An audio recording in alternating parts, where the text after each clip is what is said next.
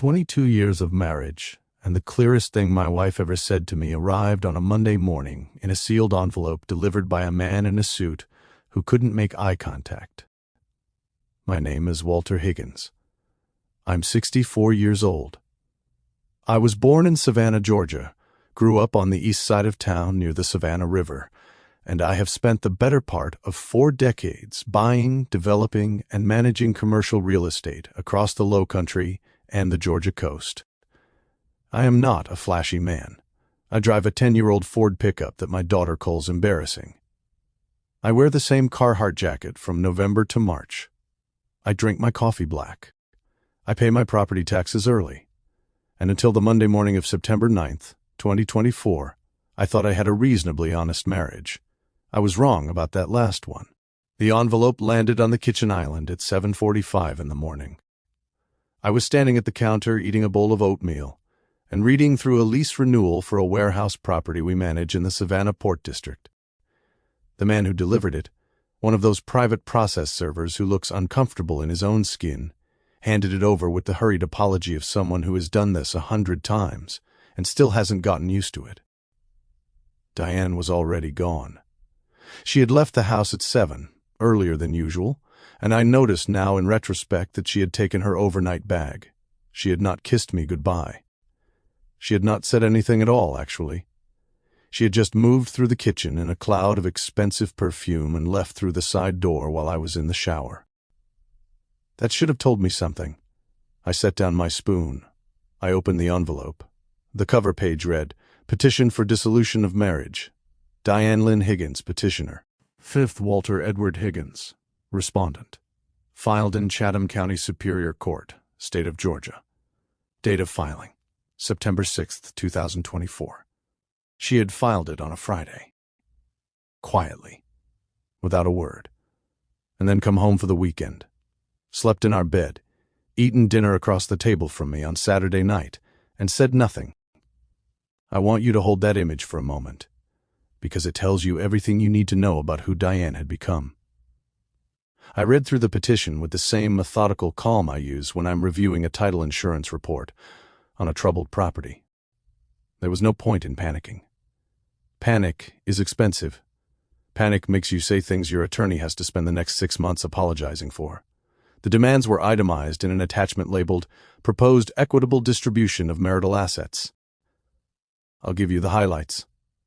The house on Habersham Street, a 5-bedroom historic property in the Ardsley Park neighborhood of Savannah that we purchased in 2011 for $820,000, and that was currently worth somewhere north of $1.4 million. Diane wanted it. Sole title. The cars, a 2022 Mercedes Glee that she drove, and a 2020 Land Rover Defender that I drove. She wanted both, on the grounds that she required reliable transportation, and that my pickup truck was an adequate alternative. The joint investment accounts. There were 2, one with a balance of approximately $180,000 that we had funded jointly over the years for household and vacation expenses, and one, or so she believed, that held a much more substantial sum representing the accumulated value of my business interests. And then, the main event, 50% of Higgins Commercial Properties, LLC, the business I had built from a single leased warehouse unit in 1991. The company that currently managed 14 commercial properties across Chatham and Bryan counties. The entity that, in Diane's understanding, was worth somewhere in the range of $6 to $8 million. There was one final line in the attachment, a single sentence under the heading, Minor and Dependent Children. It read, "The party's daughter, Claire Higgins, age 21, is an adult and therefore no custody arrangement is sought or required." No mention of Claire beyond that. No reference to college support. No request for any continued financial provision for her daughter. Diane had drawn a clean line around the assets she wanted and excluded the only human being she had been responsible for raising. I set the petition down on the kitchen counter. I looked out the window at the live oaks in our front yard, the Spanish moss hanging still in the September morning air. And then I picked up the phone and called my attorney. His name is Sam Riley. He's been my attorney for 19 years. a quiet, wire-framed man in his late 50s who runs a corporate and real estate law practice out of a converted townhouse on Bull Street in downtown Savannah. Sam has negotiated deals that most people in this city will never know about. He is not dramatic. He does not raise his voice. He is, in my estimation, the most dangerous person in any room he occupies, precisely because nobody ever sees him coming. He picked up on the first ring he already knew. "I got a call from opposing counsel Friday afternoon," Sam said. "I was going to reach out today." "Are you sitting down?" "I'm standing in my kitchen eating cold oatmeal." "Sit down anyway." A pause. "Diane's attorney is a man named Russell Combs. He's family law, aggressive, good track record in Chatham County. He's going to push hard on the business valuation. Let him push. I meant it." Another pause. Longer this time. "Walter." "I know, Sam. You want to tell me what you want to do here before I start working?" I looked at the petition again. I looked at the line about Claire. Give her everything she asked for. Sam went quiet for a full 3 seconds, which for Sam is the equivalent of another man dropping his coffee and saying, "What in the world are you talking about?" "Walter, I mean it. Call Combs. Tell him we're not contesting. Tell him we'll agree to the full proposed distribution. The house, the cars, the accounts, all of it. You understand what you're giving away?" "I understand exactly what I'm giving away." I held his eyes. "Which is why I'm the one giving it." There was a long silence on the line.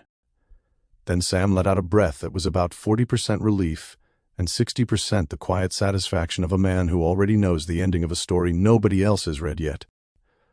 "I'll call him this afternoon," Sam said. "One more thing," I added. "Make sure Combs knows we want the hearing scheduled as soon as possible. No delays on our end. We're ready to close this out." I could hear Sam almost smile. "I'll convey that." I hung up. I put the petition back in the envelope. I finished my oatmeal cold as it was and drove to the office. "Here's something I want you to understand about the kind of man I am, because it matters for everything that follows. I grew up in the East Savannah of the 1970s, in a neighborhood that has since been gentrified beyond recognition. My father, Frank Higgins, worked the overnight shift at the Georgia Ports Authority for 31 years.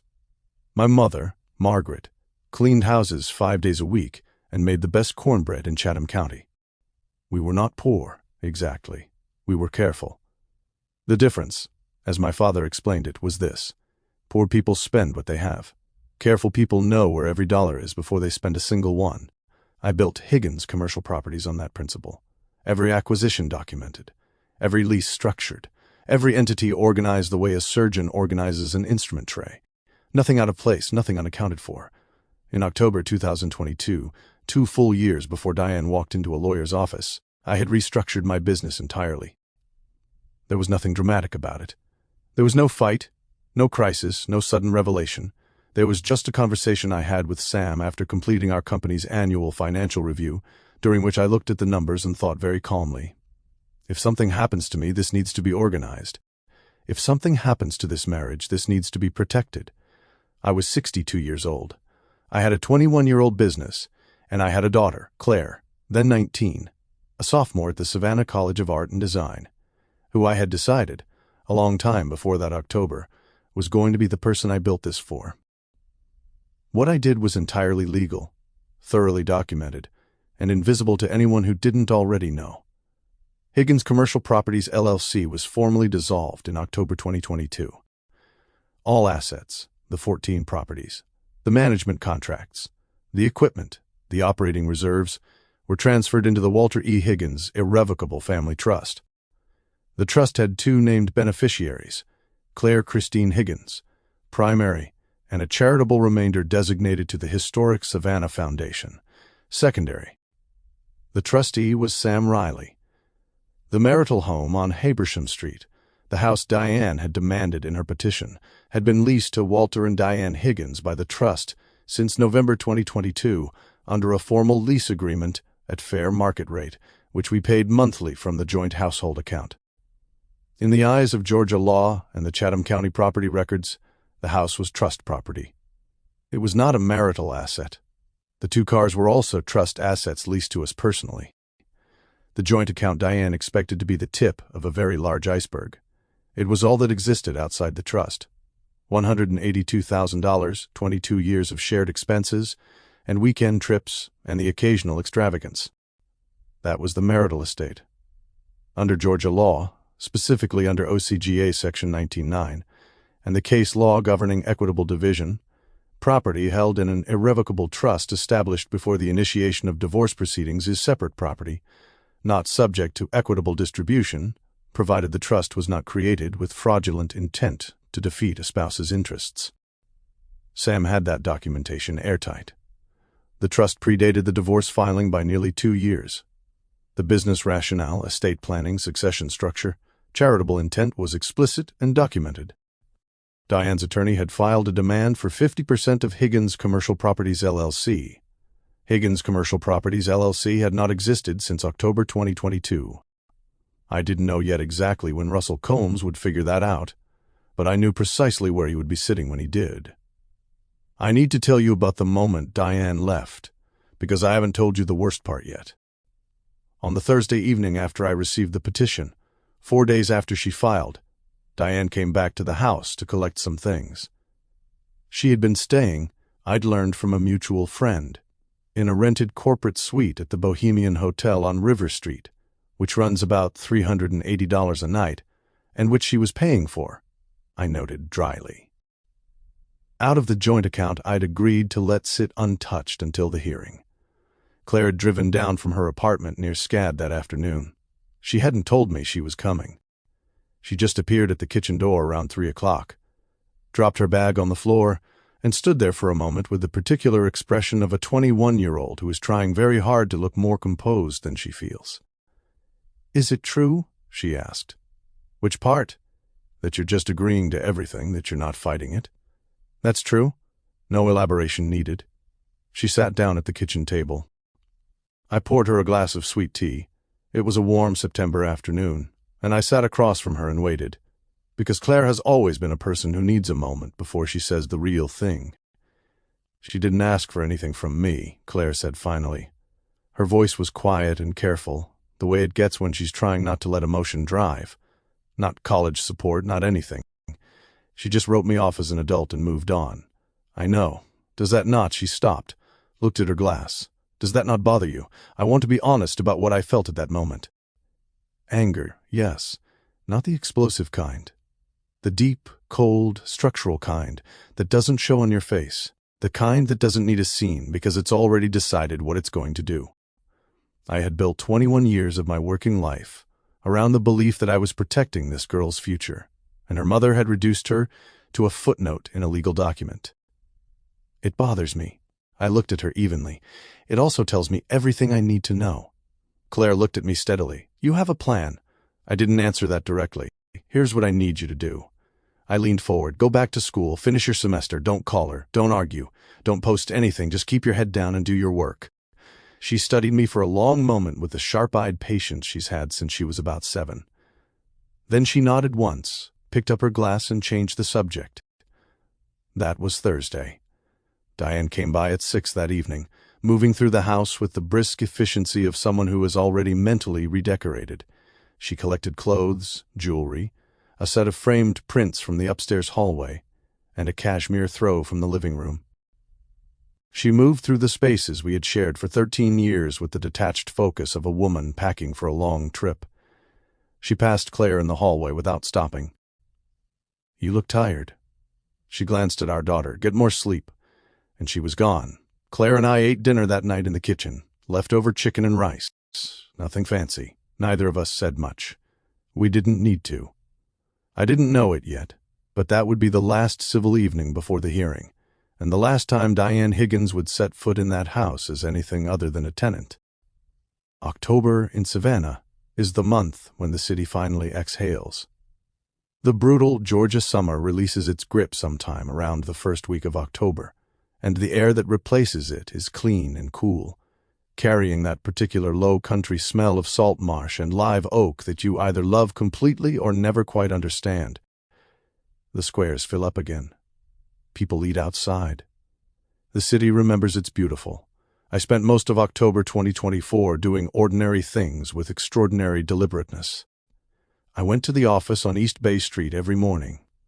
I reviewed leases and property reports and tenant correspondence.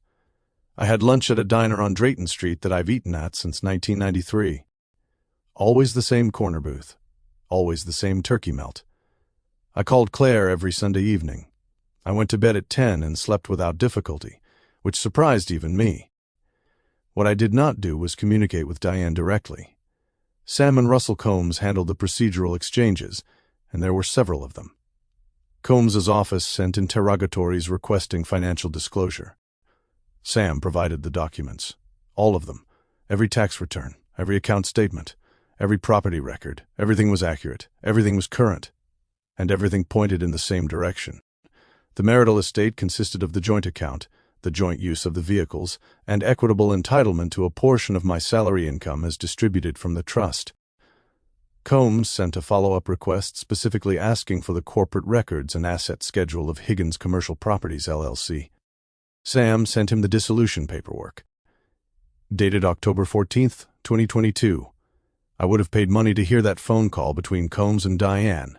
What I know is that Diane called me directly on October 8th, 18 days before the hearing, for the first time since she had moved out.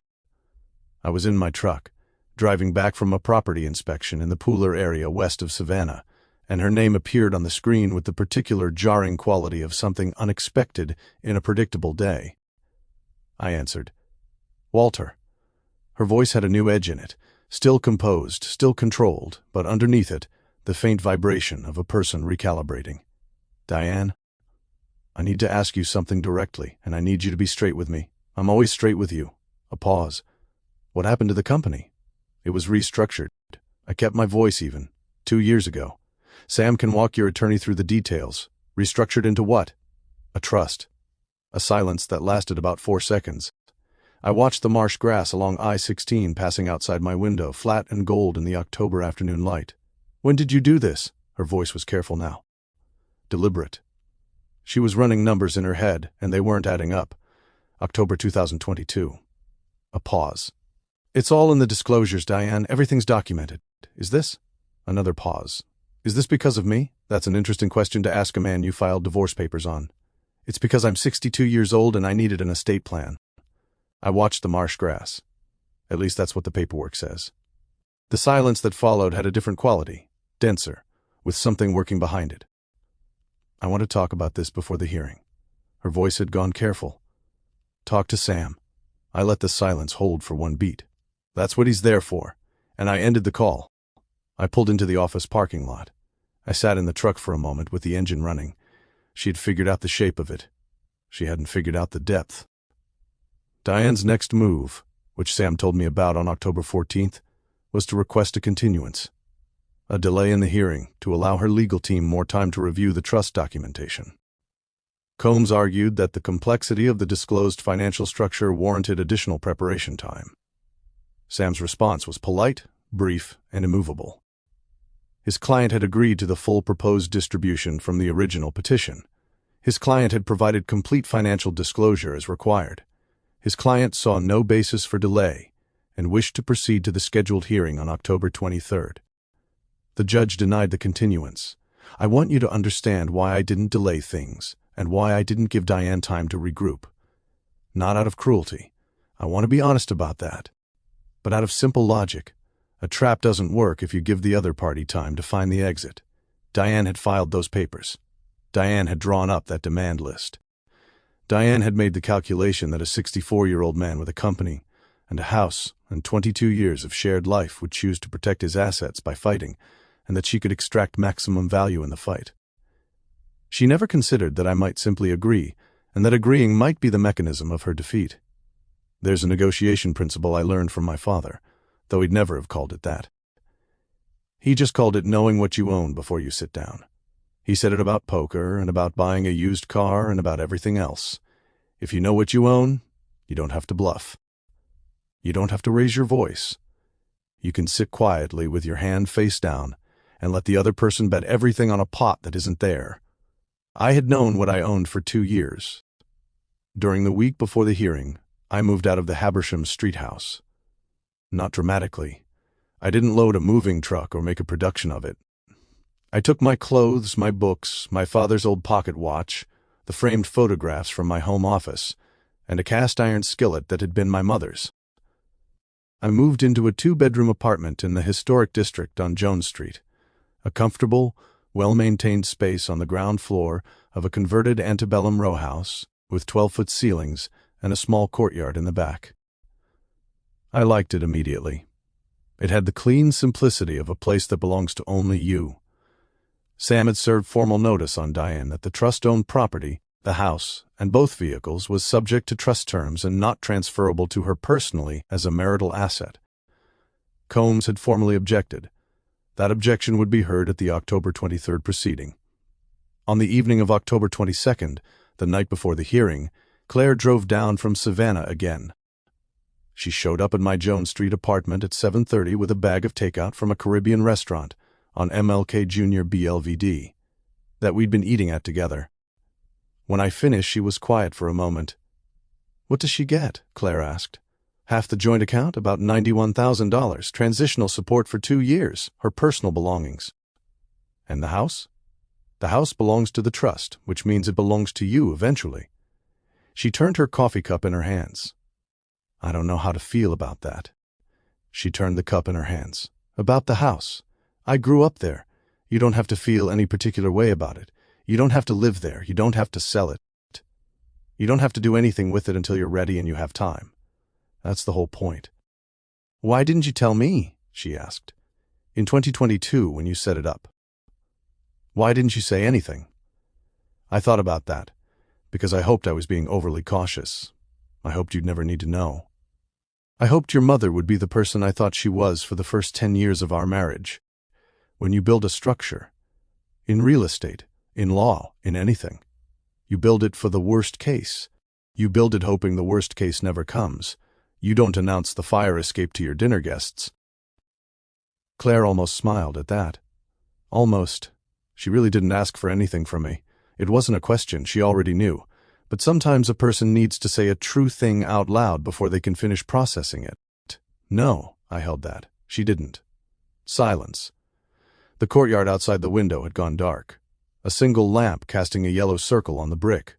"That's the part I can't get past," Claire said quietly. "Not the money, not the house, just..." She filed that petition and wrote me off in one sentence.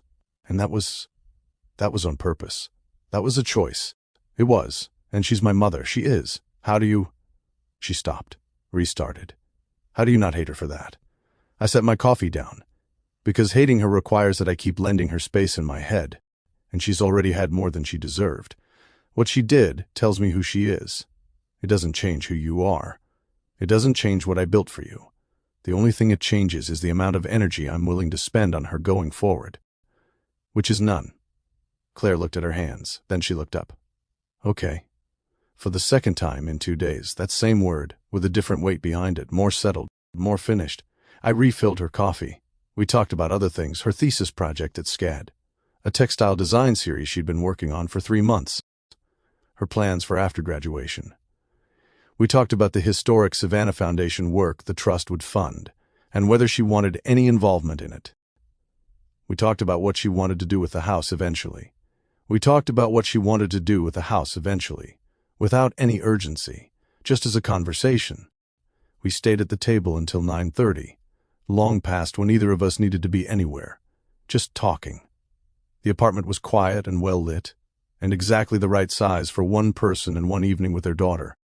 I thought about my father, Frank Higgins, coming home from the port at 6 in the morning, in his faded work jacket, sitting at the kitchen table with a cup of coffee before the house woke up.